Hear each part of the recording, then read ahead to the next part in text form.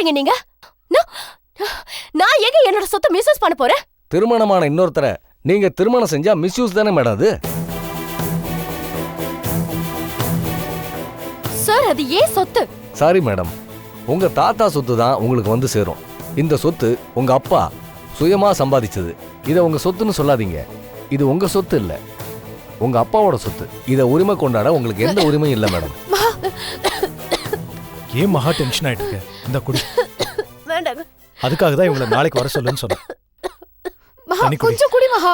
தண்ணி குடின்னு சொல்றேன்ல, குடி.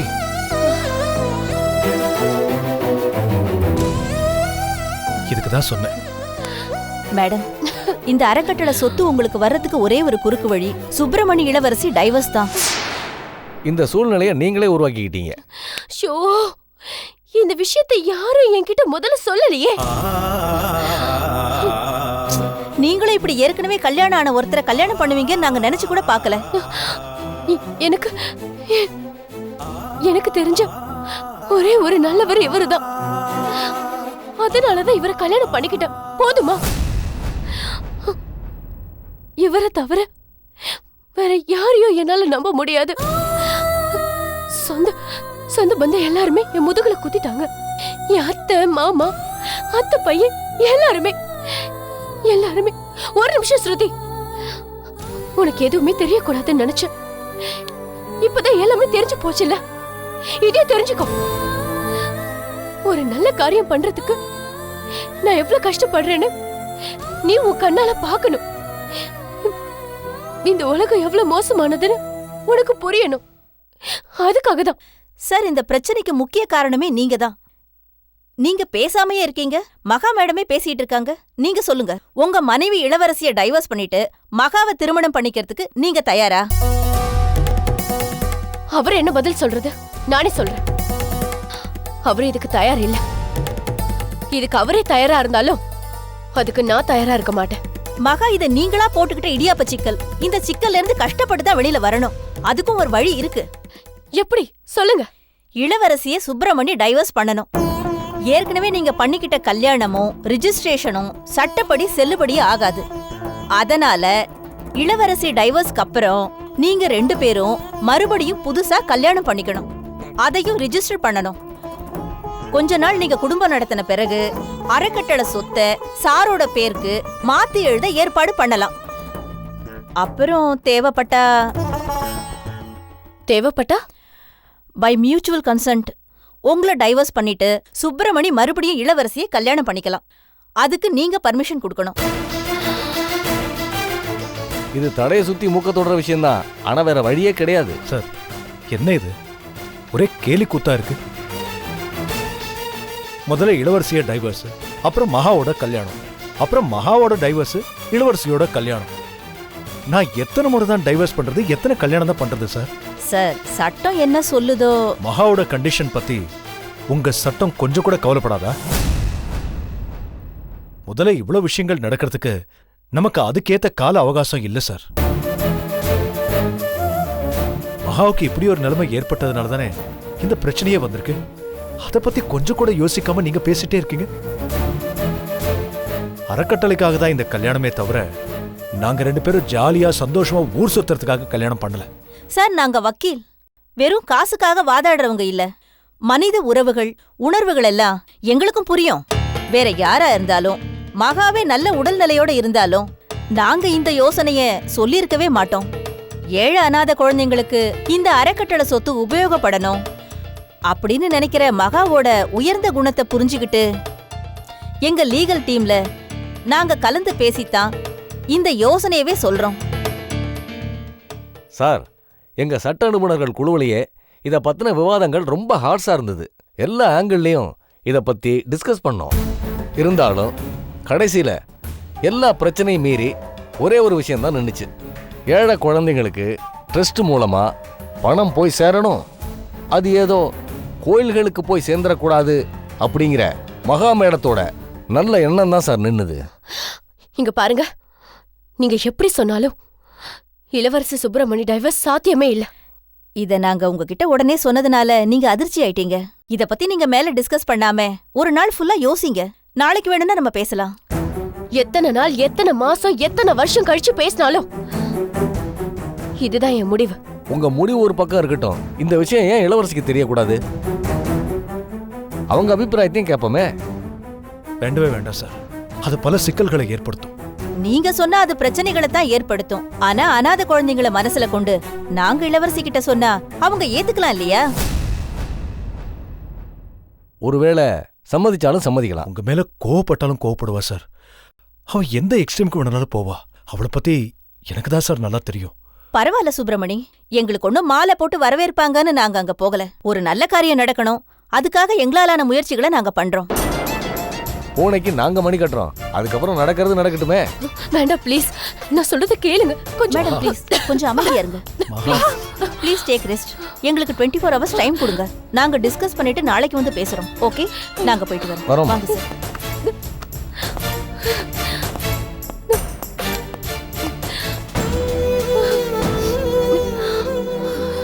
ஐயோ, மகா, என்னம்மா இதெல்லாம்? போய் ரெஸ்ட் எடு. நாளை காலையில பேசிக்கலாம். வா, சொன்ன கேளு. வா வா, உள்ள கூட்டு போ. வா மகா. போமா. என்ன மகா?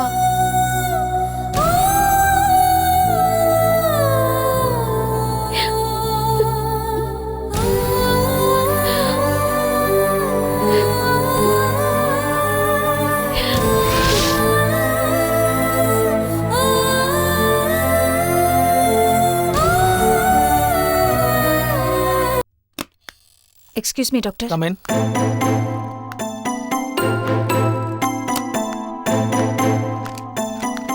வாங்க இளவரசி, உங்களுக்கு தான் நான் தேங்க்ஸ் சொல்லணும். எதுக்கு டாக்டர்?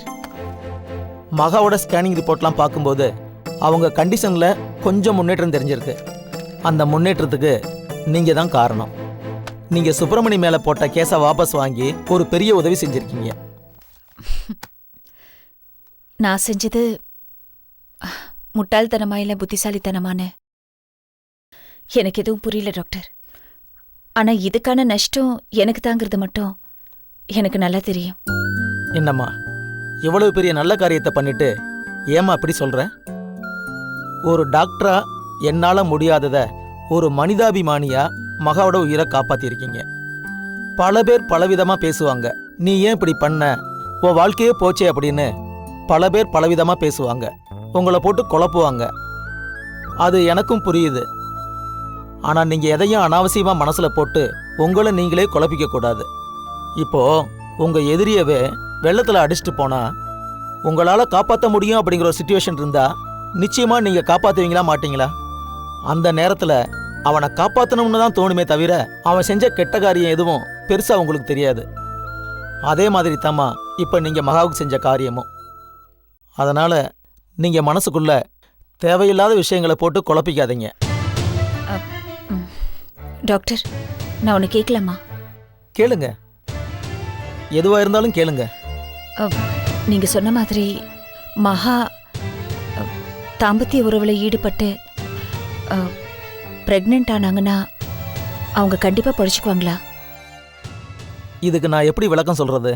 இளவரசி, நாளைக்கு நான் ஒரு 5 வயசு குழந்தைக்கு ஹார்ட் சர்ஜரி பண்ண போகிறேன். அந்த குழந்தை பொழைக்குமா பொழைக்காதா இந்த விஷயத்த நீங்கள் சொல்ல முடியுமா, இல்லை நான் தான் சொல்ல முடியுமா? உங்ககிட்ட இதுக்கு பதில் இருக்கா? முதல்ல நான் எப்படி டாக்டர் சொல்ல முடியும்? என்ன, அந்த குழந்தை பொழைக்கணுங்கிறதுக்காக வேண்டத்தான் முடியும். சரியா சொன்னீங்க. இதே பதிலைத்தான் நானும் உங்களுக்கு சொல்லியிருப்பேன். மகா கர்ப்பிணியானா அதனால் உயிர் பிழைப்பா அப்படின்னு என்னால் உறுதியாக சொல்ல முடியாது. பிழைக்கலாம், பிழைக்காமலும் போகலாம். நான் பார்த்த சில மெடிக்கல் கேசஸை வச்சு அப்படி ஒரு ரிஸ்க் எடுத்து பார்த்தா என்ன அப்படிங்கிறது தான் என்னுடைய நம்பிக்கை. பர்சனலாக மகா கர்ப்பிணியானா உயிர் பிழைப்பான்னு நான் நினைக்கிறேன் இளவரசி. ஆனால் மெடிக்கலாக கேட்டால் என்னால் உறுதியாக சொல்ல முடியாது, ப்ரூஃப் பண்ணவும் முடியாது. மனித மனமும் மூளையும் அளப்பரிய சக்தி வாய்ந்தவை. மனசக்தியால் சில பேர் இரும்பையே வளைப்பாங்க. மகாத்மாவோட மனோசக்தியால் வெள்ளைக்காரனையே விரட்டி நம்ம நாட்டுக்கு சுதந்திரத்தை வாங்கி தரலையா? எதையும் அறகுறையாக செய்யாமல் முழு மனசோட முழு நம்பிக்கையோட செஞ்சா நிச்சயமா அதுக்கு பலன் கிடைக்கும். மகா ஏன் இன்னும் குணமாகல தெரியுமா? அவ வாழணுங்கிற ஆசைய விட்டுட்டா. அவ மனசுல வாழணுங்கிற நம்பிக்கை முழுசா வந்துட்டா அவ பொழைச்சுக்குவா. அந்த நம்பிக்கைய அவ குழந்தை அவளுக்கு கொடுக்கலாம். ஒரு கர்ப்பிணியா இருக்கிற உங்களுக்கும் இது நல்லாவே புரியும். மற்றபடி நீங்க எடுக்கிறது தான் முடிவு. மகாவை காப்பாத்தணுமா வேண்டாமாங்கிறத நீங்க தான் முடிவு பண்ணணும்.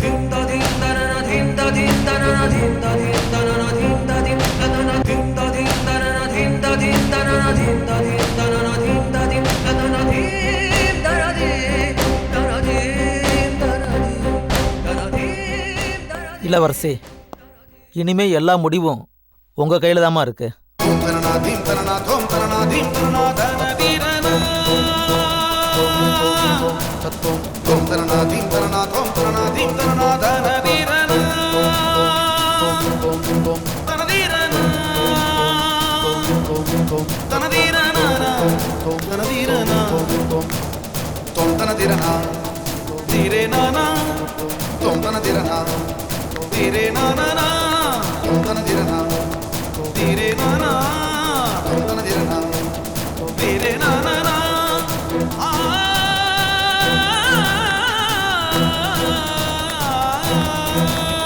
இந்தா.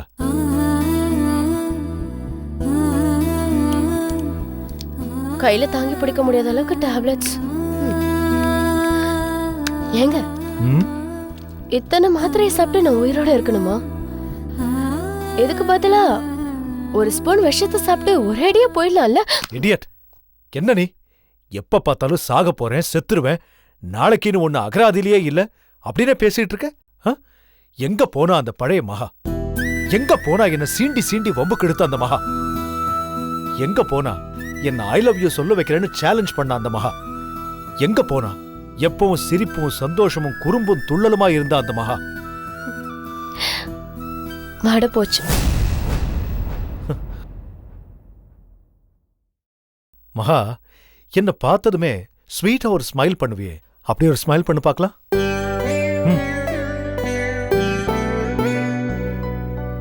ஐயா, இப்படி இல்ல, அதான் மகா அப்படின்னு ஒரு ஸ்மைல் பண்ணுவியே, அந்த ஸ்மைல்.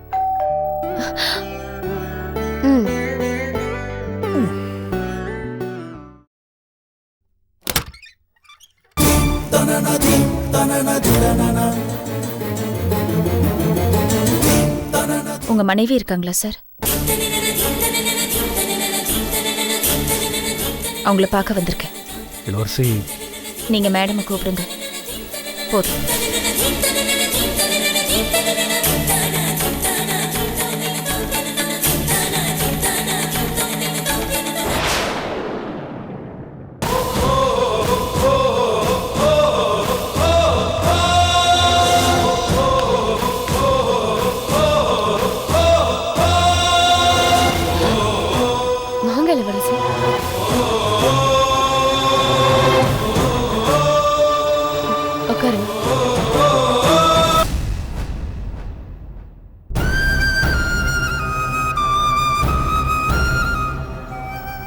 அந்த டேப்லெட்ஸ் எடு. பரவாயில்ல, நான் அப்புறம் போட்டுக்கிறேன்.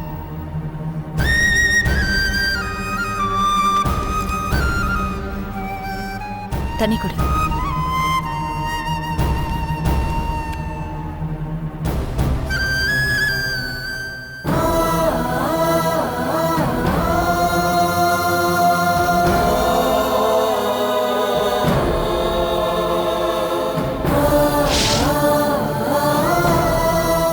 வெட்டு ஒண்ணு தொண்ணு ரெண்டு பிசினஸ் பேசுறானா? உன் புருஷன் எனக்கு வேணும். என்ன வேலை? ஏய்,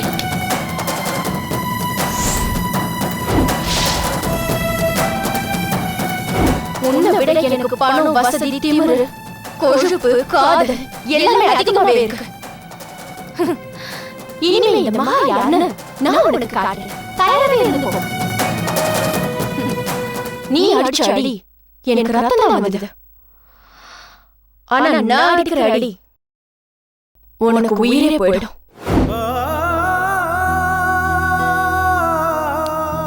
முதல்ல டேப்லெட் போடு.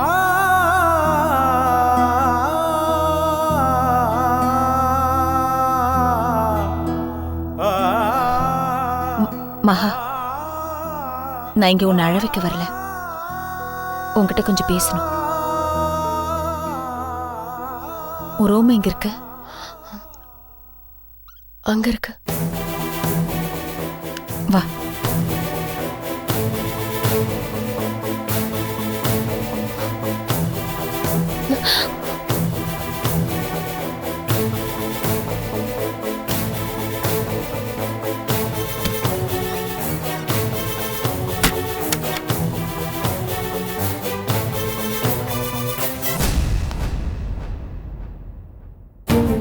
உட்கார் மகா.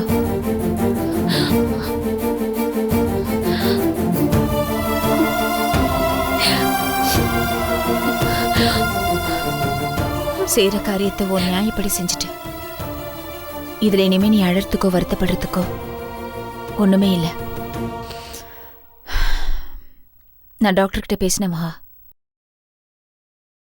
நீயும் உன்னோட ஹஸ்பண்டும் கொஞ்ச நாள் தாம்பத்திய உறவு நடத்தினா நீ குணமாகறதுக்கு வாய்ப்பு இருக்குன்னு சொன்னாரு. அதே மகா முயற்சி பண்ணக்கூடாது. நான் சீரியஸா தான் சொல்றேன்.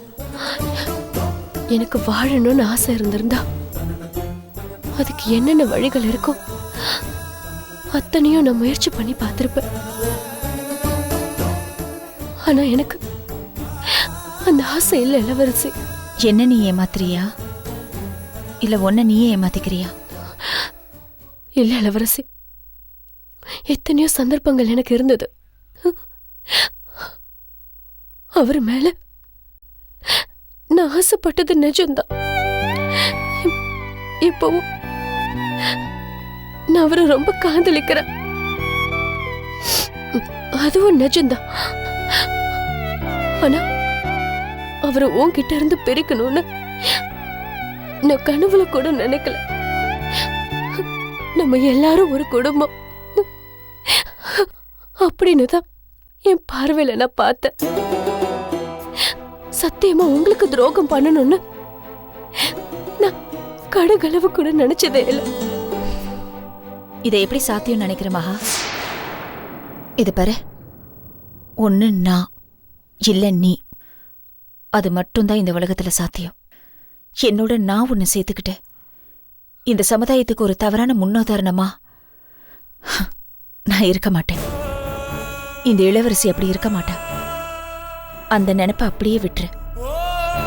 எனக்குன்னு சுய கௌரவம் இருக்கு. எனக்கும் புரியுது இளவரசி. ஆனா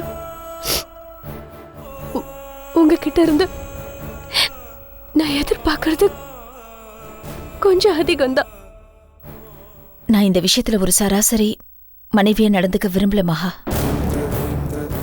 இந்த உலகத்துல ஒரு உயிரை காப்பாத்துறதை விட பெரிய விஷயம் வேற எதுவுமே இல்லை.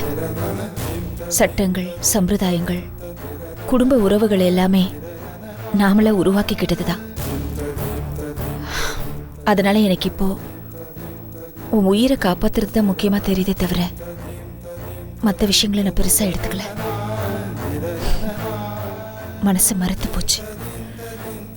நீயும் சந்தோஷமா இல்லாம நானும் சந்தோஷமா இல்லாம என்ன வாழ்க்கை இது? உன் உயிரை காப்பாத்த எனக்கு ஒரு வாய்ப்பு இருந்தோம், அதுக்கு நான் தடையா இருந்தா அந்த பாவம் எனக்கும் என் குழந்தைக்கும் தான் வந்து சேரும். இனிமே என் குழந்தை தான் என்னோட உலகம். அதனால நீ என்னை பத்தி கவலைப்பட்டு உன் உயிரை இழந்துராத. டாக்டர் சொன்ன அட்வைஸ் படி உன்னை நீ எப்படி காப்பாத்திக்க முடியுமோ அப்படியே நீ முயற்சி பண்ண. ஒரு ஃப்ரெண்டா இல்ல ஒரு சிஸ்டரா நான் உனக்கு செய்யற அதிகபட்ச உதவி. இனிமே உன் வாழ்க்கையில நான் தலையிட மாட்டேன். இளவரசி, என் உடல் சுகத்துக்காக இந்த கல்யாணத்தை பண்ணிக்கல. என் சொத்தெல்லாம் என் அப்பா உயில் படி என் ஆசைப்படி நியாயமா ஏழைகளுக்கு போய் சேரணும். அதுக்காக தான் இளவரசி, அதுக்காக தான் இந்த கல்யாணம் நடந்தது. மத்தபடி ஏதாவது செஞ்சு இந்த உறவை நான் கொச்சப்படுத்த விரும்பல. அவரை என்னோட தக்க வச்சுக்கவோ நான் போராடல.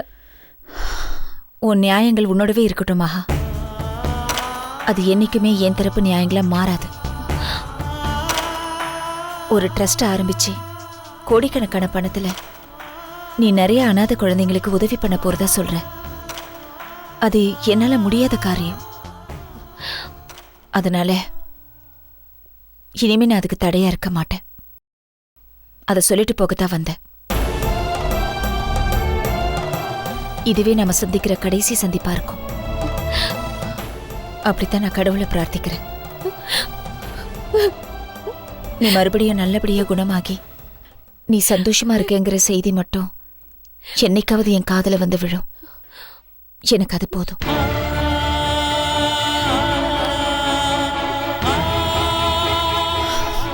மத்ததெல்லாம் நான் கடவுள்கிட்ட விட்டுடுறேன். நஷ்டங்கள் எல்லாம் என்னோட போகட்டும். லாபங்கள் மட்டும் உன்னோட வந்து சேரட்டும்.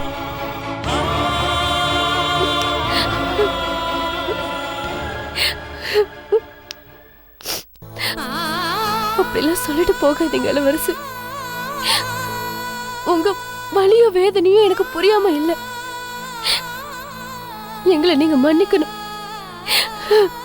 நிஜமாவே உங்களோட பெரிய மனசுக்கு முன்னாடி என்னோட பணம், காசு, அந்தஸ்து எல்லாமே தூசா போயிடுச்சு இளவரசி. ஒருவேளை நீங்க கத்தியோட என்னை எதிர்த்து நின்னு இருந்தா நான் கடப்பாறையோட நின்னு இருக்கலாம். ஒருவேளை பணக்கார திமிரு எனக்கும் வந்திருக்கலாம். ஆனா உங்ககிட்ட நல்ல மனசுங்கிற ஒரு ஆயுதம் தான் இருக்கு. என்னதான் எங்க கிட்ட மனசு இருந்தாலும் உங்க மனசுக்கு முன்னாடி ஒண்ணுமே இல்ல. என்ன மன்னிச்சிருங்க இளவரசி.